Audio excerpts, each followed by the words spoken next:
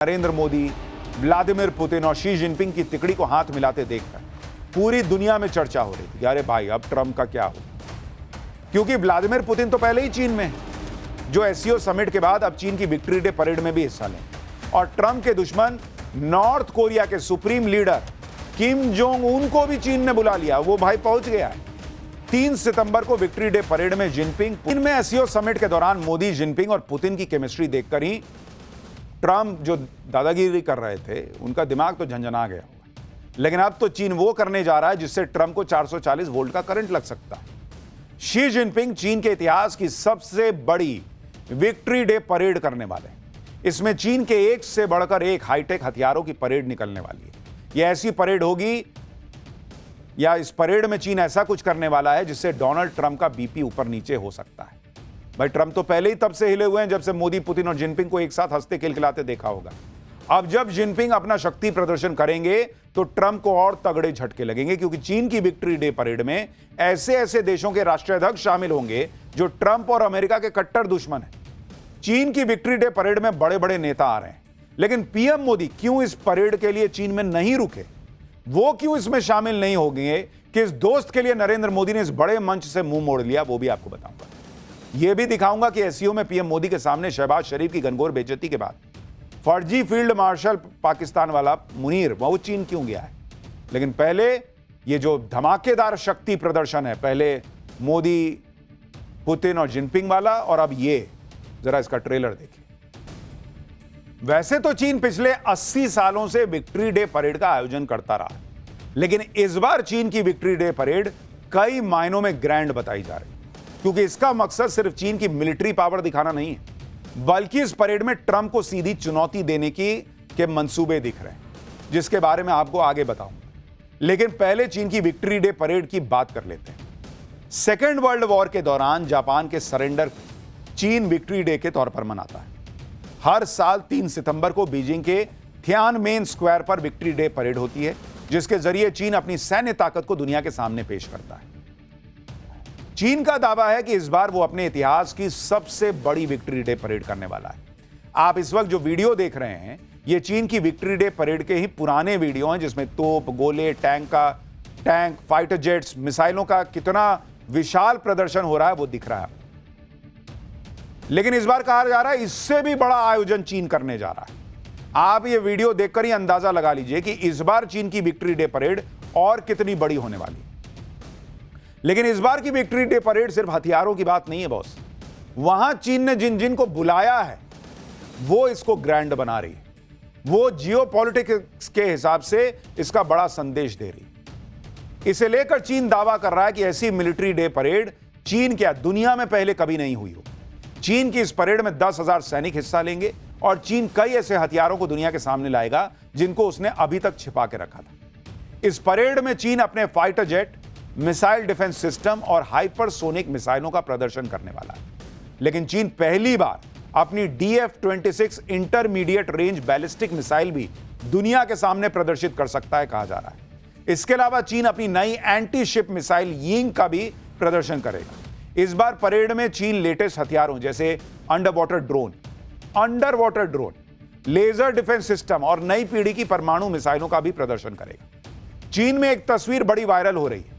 तस्वीर में तिरपाल से ढका हुआ एक विशाल वाहन दिखता है। ये देखिए, चाइनीज मीडिया दावा कर रही है कि यह चीन का लेजर डिफेंस सिस्टम है, जो शक्तिशाली लेजर के जरिए मिसाइल्स और ड्रोन्स को मार गिराने में सक्षम है। चीनी सेना का दावा है कि यह दुनिया का सबसे शक्तिशाली लेजर एयर डिफेंस सिस्टम है, जिसको चीन पहली बार दुनिया के सामने लेकर आएगा और दिखाएगा।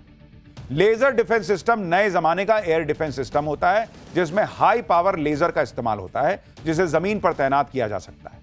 इस सिस्टम से निकलने वाली लेजर सैकड़ों किलोमीटर की रेंज तक लक्ष्य को भेद सकती है। जैसे ये आपको एनिमेटेड वीडियो के जरिए हम आपको समझा रहे हैं, इस तरह का कुछ रहता है। इस डिफेंस सिस्टम की लेजर अपने टारगेट को तब तक गर्म करती है जब तक वो हवा में नष्ट ना हो जाए। देख रहे हैं कैसे एक साथ वो पतली पतली लेजर लाइट जैसे होती है वो निकलती है और धाड़ धाड़ धाड़ फोड़ देती है।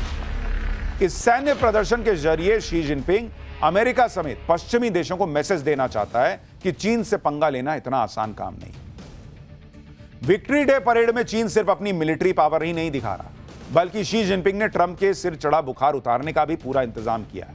ट्रंप ने पहले दावा किया था कि चीन ने उन्हें विक्ट्री डे परेड में आने का न्योता दिया, लेकिन चीन की तरफ से कहा गया है कि उसकी तरफ से ट्रंप को कोई इनवाइट भेजा ही नहीं गया, बल्कि चीन ने इस बार विक्ट्री डे परेड में ज्यादातर उन देशों के राष्ट्राध्यक्षों को बुलाया है जो अमेरिका का खुला विरोध करते हैं। आप देखिए कि एससीओ समिट में नरेंद्र मोदी, व्लादिमीर पुतिन और शी जिनपिंग की तिकड़ी को हाथ मिलाते देखकर पूरी दुनिया में चर्चा हो रही थी कि अरे भाई अब ट्रंप का क्या होगा, क्योंकि व्लादिमीर पुतिन तो पहले ही चीन में है, जो एससीओ समिट के बाद अब चीन की विक्ट्री डे परेड में भी हिस्सा लेंगे। और ट्रंप के दुश्मन नॉर्थ कोरिया के supreme leader Kim Jong Un को भी चीन ने बुला लिया, वो भाई पहुंच गया है। 3 सितंबर को विक्ट्री डे परेड में जिनपिंग, पुतिन और किम जोंग उन जब एक मंच पर होंगे तो ट्रंप को शॉक लगना तय है। किम जोंग का चीन की परेड में शामिल होना एक बड़ी खबर है, क्योंकि 2019 के बाद किम जोंग उन पहली बार चीन पहुंचे। दिसंबर 2011 में अपने पिता की मृत्यु के बाद सत्ता संभालने के बाद से आज से पहले किम जोंग उन ने किसी भी बहुपक्षीय सम्मेलन या विदेशी नेताओं से जुड़े किसी कार्यक्रम में हिस्सा लिया ही नहीं। किम जोंग ने चीन पहुंचकर ट्रंप को ठेंगा दिखा दिया, क्योंकि अभी कुछ दिन पहले ही ट्रंप किम जोंग की तारीफ कर रहे थे। ट्रंप अपने पहले कार्यकाल में 3 बार किम जोंग से मिल चुके हैं और अब चौथी बार किम जोंग से मिलने की प्लानिंग कर रहे थे। ट्रंप तो ये तक कह चुके हैं कि वो किम जोंग के प्यार में पड़ चुके हैं और वो किम के साथ गोल्फ खेलना चाहते हैं। अभी 25 अगस्त को ही ट्रंप कह रहे थे कि किम जोंग से तो उनके बहुत अच्छे रिश्ते हैं। एक बार सुनिए, लेकिन यहां तो कुछ और ही खेला हो रहा है। I have a great relationship with Kim Jong-un. I hope it stays that way. I think it will. I have a very good relationship. I understand him. I spent a lot of free time with him talking about things that we probably aren't supposed to talk about. And I get along with him really well. दोनों देशों के तार तो नहीं मिलते, लेकिन चूंकि Kim Jong को सनकी कहा जाता है, ट्रंप भी आजकल सनकी जैसा ही व्यवहार कर रहे हैं, तो दोनों की सनक का लेवल मैच जरूर हो सकता है। मतलब आप देखिए कि ट्रंप ने कैसी बेइज्जती करवाई है। अभी एक हफ्ता पहले ही वो किम जोंग से दोस्ती के दावे कर रहे थे, अब किम जोंग ने चीन पहुंचकर ट्रंप को कह दिया कि अपनी दोस्ती अपने पास रखो। वैसे हर बार की तरह इस बार भी किम जोंग की उस रहस्यमयी ग्रीन ट्रेन की चर्चा हो रही है, जिससे वो 1300 किलोमीटर की दूरी तय करके चीन पहुंचे।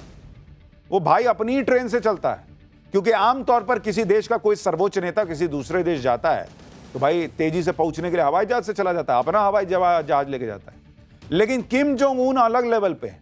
वो जब भी अपने देश से बाहर जाते हैं तो अपनी इसी खास ट्रेन से जाते हैं। किम इसी ट्रेन से चीन, रूस और वियतनाम की यात्रा कर चुके हैं। सितंबर 2023 में जब किम जोंग रूस यात्रा पर गए थे, तब भी इसी ट्रेन में गए थे। आप जो वीडियो देख रहे हैं उसमें मॉस्को पहुंचने के बाद किम जोंग की ट्रेन की सफाई हो रही है। आप देख रहे हैं ट्रेन चलता जा रहा है, भाई साफ करता जा रहा है। किम जोंग उनकी इस ट्रेन का नाम सनशाइन है। यह ट्रेन किसी चलते फिरते गोपनीय किले की तरह है, जिसमें 10 से 15 डिब्बे होते हैं। यह ट्रेन बुलेट और बम प्रूफ है। इसमें कई तरह के खतरनाक हथियार फिट हैं। ट्रेन में किम जोंग के खास कमांडो और डॉक्टर्स की टीम भी चलती है। किम जोंग विदेश में भी अपनी बुलेट प्रूफ कार से चलते हैं और ये कारें ट्रेन में ही रखकर ले जाई जाती हैं। इस वीडियो में देखिए कैसे किम की बुलेट प्रूफ कार को पार्क किया जा रहा है। ट्रेन में लेके भाई अपना कार चल रहा है। किम जोंग उन चीन में, पुतिन चीन में, शी जिनपिंग ने जबरदस्त पावर शो का इंतजाम कर रखा है। अब आप अंदाजा लगाइए कि बीजिंग के थियानमेन स्क्वायर पर जब हजारों चीनी सैनिक मार्च कर रहे होंगे, चीन अपने हथियारों का लाव लश्कर दिखा रहा होगा और परेड के मंच पर पहली बार एक साथ अमेरिका के 3 बड़े दुश्मन खड़े होंगे, तो ट्रंप के लिए क्या मैसेज जाएगा।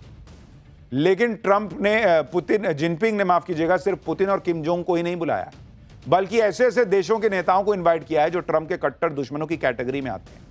पुतिन और किम जोंग तो आएंगे ही, ईरान के राष्ट्रपति मसूद पेजेश्कियन भी चीन की विक्ट्री डे परेड में शामिल होंगे। इसके साथ ही करीब 26 देशों के नेता परेड में शामिल हो सकते हैं, लेकिन सर्बिया और स्लोवाकिया के अलावा कोई यूरोपीय देश या पश्चिमी देश का नेता इसमें शामिल नहीं होगा। अब आप यह भी सोच रहे होंगे कि चीन की विक्ट्री डे परेड में नरेंद्र मोदी क्यों नहीं होंगे, क्योंकि ऐसा तो हो नहीं सकता कि जिनपिंग ने नरेंद्र मोदी को इन्वाइट ना किया हो। बात सही भी है, चीन ने भारत को भी न्योता दिया था, लेकिन भारत की तरफ से इस परेड में शामिल होने की असमर्थता जता दी गई। इसकी वजह है पीएम मोदी की दूरदर्शिता और भारत की डिप्लोमेटिक पॉलिसी।